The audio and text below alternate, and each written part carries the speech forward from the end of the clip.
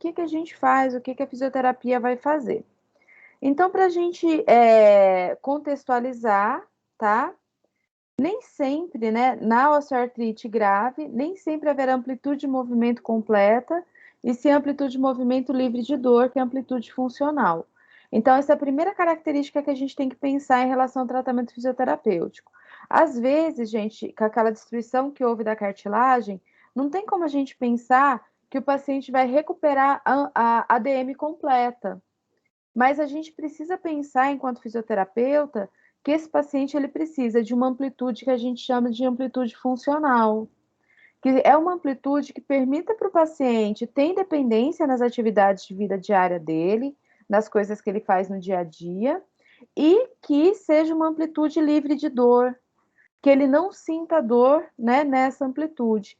Com isso, pessoal, a gente foca o nosso tratamento fisioterapêutico com essa pegada, com esse aspecto, que respeita as características da doença, da osteoartrite, que a gente sabe, né, que é uma doença que causa degeneração articular, e mantém o paciente funcional, tá? O tratamento conservador consiste em medidas analgésicas, fortalecimento muscular, exercícios proprioceptivos, perda de peso, porque geralmente a obesidade está relacionada a essa patologia e piora o quadro clínico, educação do paciente e correções posturais. Só é necessário ter cuidado com dosagem do exercício isotônico e isocinético, pois podem aumentar a compressão patelar, por exemplo, na osteoartrite de joelho, agravando o quadro do paciente. Então, a base do tratamento fisioterapêutico vai ser, se o paciente tiver, né, sinais inflamatórios, fazer as condutas anti-inflamatórias, por exemplo, o uso da crioterapia. Se o paciente tem dor, as condutas analgésicas, como, por exemplo, o uso do TENS. Promover o fortalecimento muscular é muito importante, porque a musculatura forte sobrecarrega menos a articulação. Fazer os exercícios proprioceptivos para esse paciente ter uma resposta proprioceptiva, uma resposta de equilíbrio, uma resposta de recrutamento muscular melhorada. E com isso também sentir menos os impactos que pode ter em relação a esse processo de degeneração que ele está tendo. Então, tudo isso vai ser importante para a gente pensar, pessoal, em relação à fisioterapia, em relação ao tratamento fisioterapêutico, tá? Aqui tem uma ilustração, né, do que a gente pode identificar melhor na fase aguda. Então, quando o paciente estiver numa fase aguda, que ele estiver numa fase inflamatória, sentindo muita dor, né, com uma incapacidade muito grande e tudo mais, a gente pensa em melhorar o conforto do paciente, diminuindo o quadro inflamatório, com as medidas que a gente tem da fisioterapia, tá? Pode ser o laser, o ultrassom, pode ser a crioterapia. Fazer proteção do local lesionado, muitas vezes nessa fase precisa ver se a questão da imobilização, do uso de órteses, para diminuir os movimentos, proteger aquela região, e com a proteção da região, né, pessoal, evitar que o quadro inflamatório piore. Restaurar a ADM livre de dor, né? Então, já pensar na sequência, na recuperação da ADM, e sempre com aquele foco que a gente chamou a atenção ali no começo da aula, que era a questão da ADM funcional, livre de dor. Ajudar, né, no retardo da atrofia muscular. Então, muitas vezes nessa fase a gente consegue fazer exercício isométrico. A contração isométrica ela vai ser muito bem-vinda para prevenir, né, pessoal, que essa articulação que está se movendo pouco venha a sofrer também, né, a musculatura que está ali relacionada a essa articulação, venha a sofrer o processo de atrofia, perda de massa, perda de força muscular. Minimizar os efeitos nocivos da imobilização e da restrição de atividade. Nesse mesmo sentido que a gente está falando, né, pessoal? Muitas vezes manter a mobilidade do restante do corpo, os exercícios do restante do corpo. Manter o condicionamento cardiovascular. Então, fazer os exercícios que forem possíveis para condicionamento. Às vezes, se a osteoartrite é na perna, a gente pode usar o cicloergômetro, por exemplo, no braço, né? Para trabalhar o membro superior. E promover independência com programa domiciliar de exercícios. Esse programa domiciliar são as orientações que a gente vai passar para o paciente para ele fazer em casa, né? Então, passar direitinho as orientações, os exercícios, os exemplos, para que esse paciente faça em casa essas atividades e consiga uma independência maior, tá? Também a gente pensa, pessoal, nessa fase no protocolo Priceman, né? Que é o protocolo que a gente tem para a fase aguda, quando a gente tem uma lesão na fase aguda. E aí esse protocolo, ele é essas iniciais das palavras em inglês, tá? Então só para a gente pensar, na fase aguda a gente pensa em proteção articular, então proteger realmente, né, de excesso de movimento, excesso de descarga de peso. E aí, dependendo da articulação e do caso, a gente vê, né, as condutas.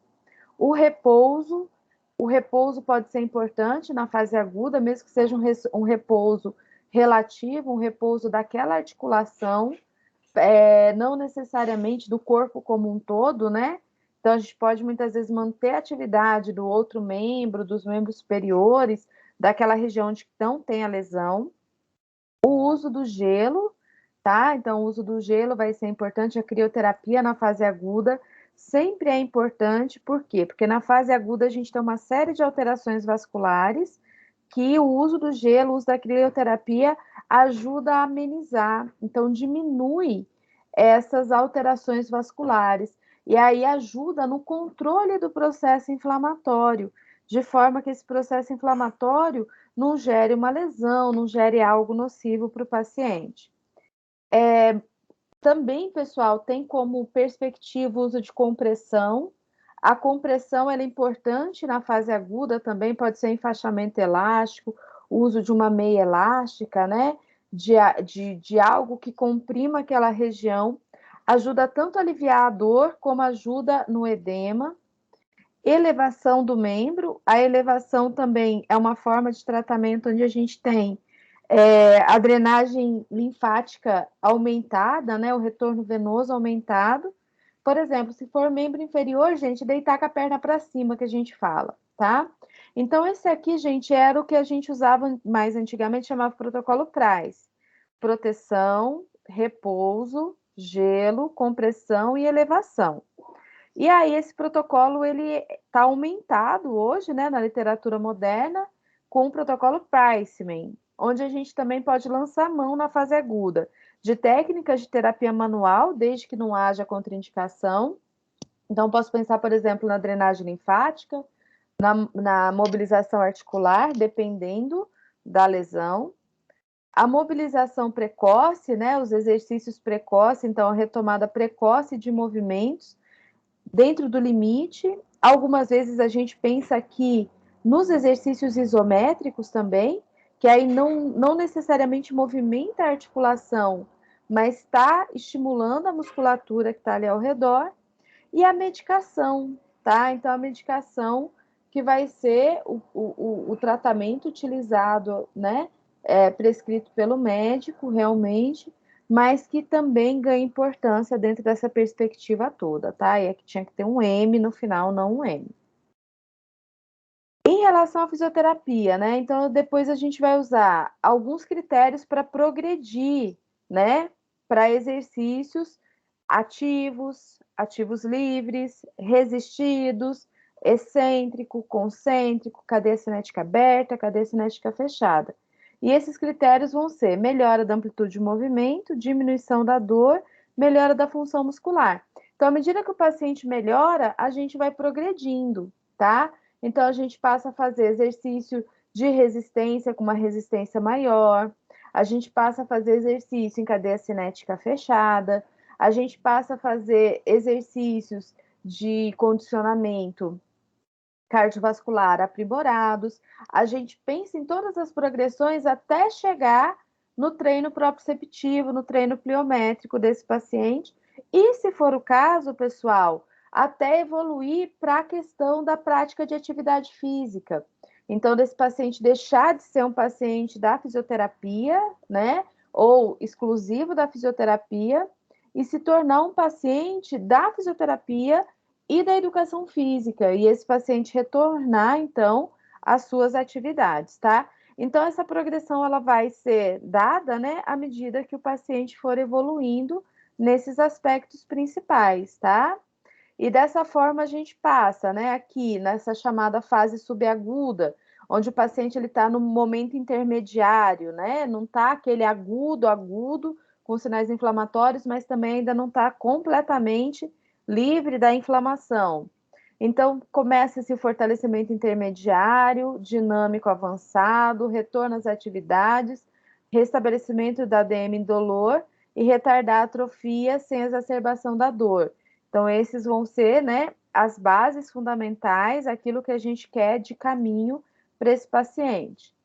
Critérios para progressão. A gente aumentou a quantidade de exercício, a ADM ela está funcional, indolor, sem dor ou desconforto, o exame físico satisfatório, a gente progride, como eu disse para vocês, para exercícios cada vez mais pesados e exercícios onde esse paciente vai retomando o seu dia a dia.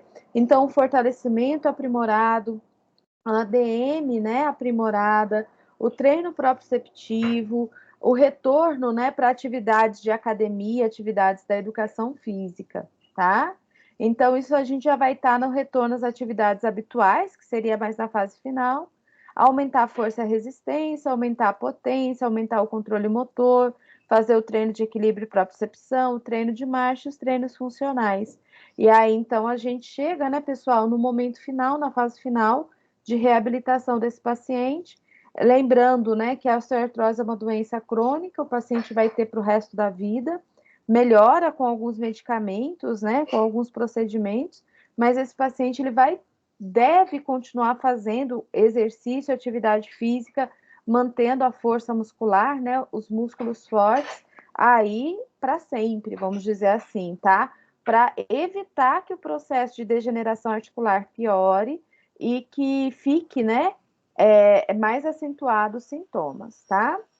E aí eu trouxe também aqui, gente, um pouco sobre o tratamento fisioterapêutico na artroplastia total de quadril, só para a gente ilustrar quando não tem jeito, né? Então não teve jeito, não teve como controlar aquela degeneração da articulação e o paciente precisou fazer a cirurgia de prótese, tá?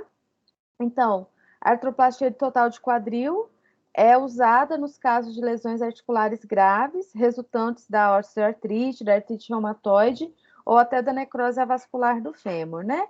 Aqui a gente estava falando por último da osteoartrite.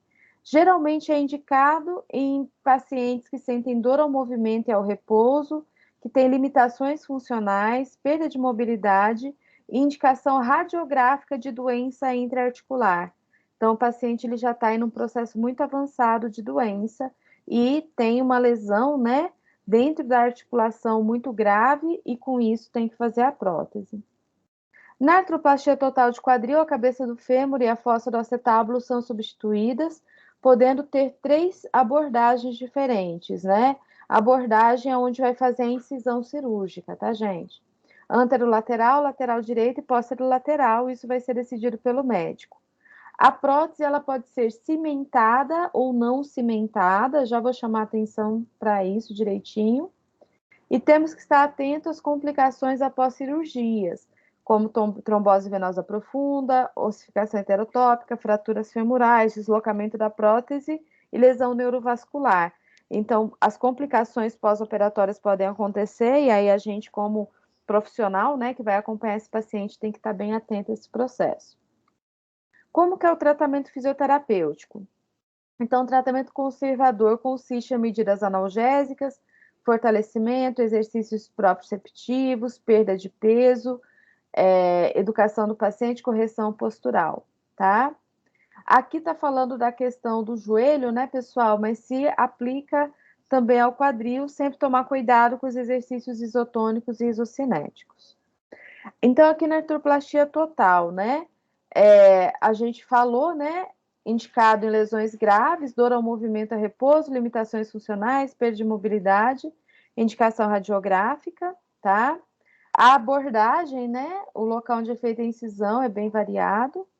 E a prótese pode ser não cimentada ou cimentada. O que é a prótese cimentada, gente? A prótese cimentada é aquela prótese onde a gente vai ter na fixação dela, junto ao osso, a aplicação de um cimento cirúrgico. E isso vai conferir à prótese maior resistência, tá? Então, vai ser mais resistente, e aí, então, a gente tem esse cimento fixando.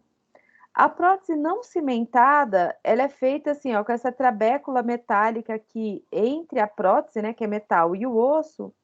E aí, gente, vai ter que esperar o osso crescer aqui, preenchendo esse espaço, para firmar mais a prótese.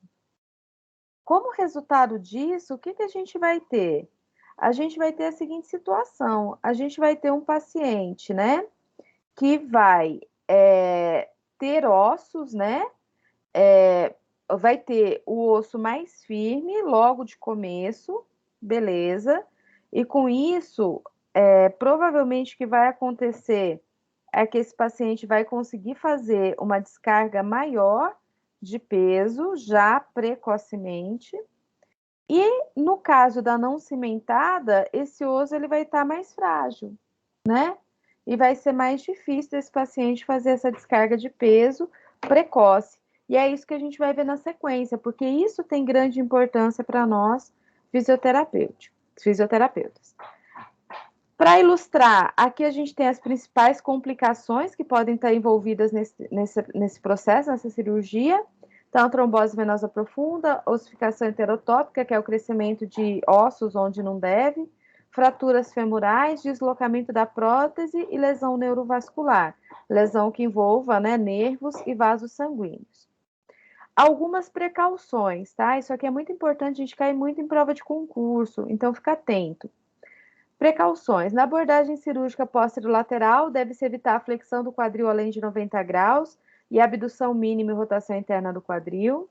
Na abordagem anterolateral e lateral direta, deve-se evitar qualquer extensão, rotação externa e adução ao longo da linha média. E essas precauções devem ser seguidas por pelo menos 6 semanas. Também temos que ter o cuidado em pós-operatório com exercícios que promovam a luxação da prótese. Flexão do quadril maior que 90 graus, rotação externa maior que 20 graus e adução menor que 0. Isso aqui, gente, é o que mais cai em provas, tá? Então, presta atenção nisso aqui, que é o que mais cai em prova, é o ponto mais importante que a gente tem aqui. Então, a gente tem que ter esse cuidado, né? Principalmente, não fazer flexão de quadril mais de 90 graus. E daí tem uma série de orientações para a gente passar para o paciente. Rotação externa maior que 20 e abdução maior que 0, menor que 0. O que é abdução menor que 0? É cruzar uma perna em relação à outra, tá? Então, a perna está aqui, vamos dizer assim, perna esquerda, perna direita, isso aqui é abdução 0, adução 0, desculpa. Cruzar aqui para o outro lado é passar do 0, e aí o paciente não deve fazer isso por no mínimo 6 semanas para evitar a luxação da prótese, tá? Então, aqui, pessoal, as orientações, por exemplo, ó, dormir com o travesseiro no meio da perna, para evitar, né, de ter essa adução que eu falei aqui, ó, de uma perna cruzar sobre a outra. Na hora de levantar, trazer as duas pernas juntos, não levar uma perna depois a outra, porque essa perna aqui, ó, ela vai fazer adução. Quando ficar sentado, né? Ficar sentado numa cadeira com a costa mais inclinada para trás, para ter uma amplitude maior. Quando traz as costas para frente, diminui a amplitude. Quando andar, cuidar, né, com a amplitude que está sendo realizada, com o tamanho do passo, para evitar, né, realmente de ter esses deslocamentos.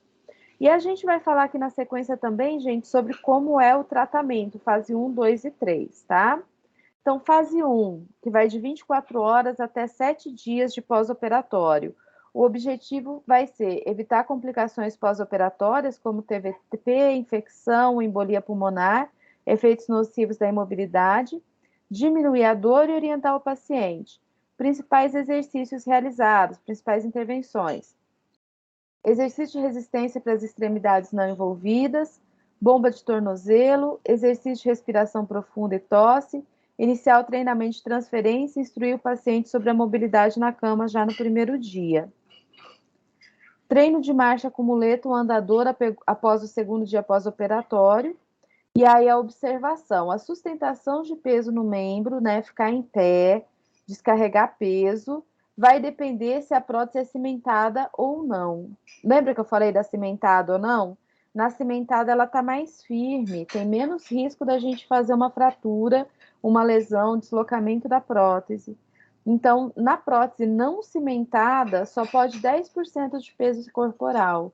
Isso aqui, gente, é praticamente encostar a pontinha do dedo no chão só para melhorar o equilíbrio.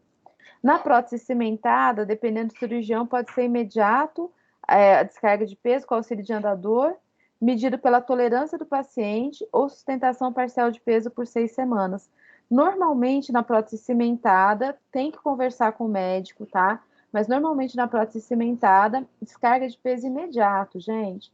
Então, quando o paciente já conseguir sentar, né? Já conseguir ficar bem sentado, já conseguir ter uma melhor tolerância hemodinâmica em relação à cirurgia, já pensa-se nessa descarga de peso com o andador, mesmo que não descarregue completamente o peso. Flexão também, né? Outros exercícios. Flexão ativa do quadril do joelho, com deslizamento do calcanhar do membro envolvido, geralmente só a partir do segundo dia de cirurgia, tá? Outros exercícios, abdução ativa isométrica do quadril, exercício de agachamento de arco curto, usando a perna envolvida, série de exercícios para quadríceps, glúteo e isquiotibiais. Atividades subir e descer escadas são ensinadas a partir do terceiro dia, com os cuidados que devem ser tomados. Fase 2 da cirurgia, 2 a 8 semanas. Objetivo, diminuir a dor, estabelecer a amplitude de movimento do quadril em 70 a 90 graus de flexão, obter independência em todas as transferências, melhorar a força muscular da perna envolvida, atingir um padrão normal de marcha, utilizar a bengala, por exemplo. E as principais intervenções, exercício de flexibilidade dentro da restrição de amplitude do quadril, aquelas que a gente falou, né, de flexão, rotação externa e adução. Deve-se procurar fazer alongamento dos seguintes músculos: isquiotibiais, quadríceps, gastrocnêmio, sólido e psoas. Exercício de sustentação e transferência e sustentação de peso, exercício sem sustentação de peso, exercício de equilíbrio, treino de marcha e terapia manual. Tudo isso vai depender da evolução do paciente, da tolerância dele, né, pessoal? Da idade, de outras condições associadas, mas essa é a base. E a fase 3, que é após 9 semanas da cirurgia, o objetivo é estabelecer amplitude de movimento do quadril em 90 graus de flexão, atingir dependência para locomoção, sem disfunção da marcha, melhorar o equilíbrio e propriocepção, obter independência funcional. E intervenções progressivas, com progressão dos exercícios na fase 1 e 2. Então, tudo vai progredindo, né? Aumentando força, resistência, independência do paciente, até a gente chegar aos treinos proprioceptivos para o paciente ter segurança, a marcha sem órtese, né? Para que o paciente consiga, então, ter essa evolução, tá? Atenção especial com a descarga de peso. Então, para a gente fazer um parênteses aqui, tá, gente? Também cai muito em prova de concurso, tá? Então, ó, treinamento de marcha com muleta andadora após o segundo dia, normalmente é assim. Sustentação do peso no membro envolvido vai depender se a prótese é cimentada ou não. Na não cimentada, só pode 10% do peso corporal. A cimentada, dependendo do cirurgião, pode ser imediata, a marcha com auxílio do andador, medida pela tolerância do paciente, ou sustentação parcial de peso por 6 semanas. Então, vai depender do tipo de cirurgia que for realizada. Alguns autores defendem que na prótese não cimentada deve-se manter o apoio mínimo, que é encostar o dedo no chão por cerca de 20 a 30 dias. Depois disso, é permitido 30% de apoio nos próximos 30 dias e vai aumentando progressivamente a descarga de peso, tá? Então, encostar o dedo, gente, é esses 10%, tá bom? Isso na prótese não cimentada. Então, nas próteses não cimentadas, esse processo de recuperação do paciente é mais lento também. Mas essa decisão se vai ser cimentada ou não é do cirurgião, tá? Pessoal, então ficamos por aqui, né, nesse momento, nessa aula, em relação ao tratamento fisioterapêutico na osteoartrose e na prótese de quadril, tá? Espero que vocês tenham aproveitado bastante esse conteúdo, é um conteúdo muito importante, é um conteúdo que tem uma relevância, né, grande para a gente, cai bastante nas provas, e a gente, então, finaliza por aqui esse momento da aula, tá? Só um minutinho que eu vou encerrar aqui. Espera aí.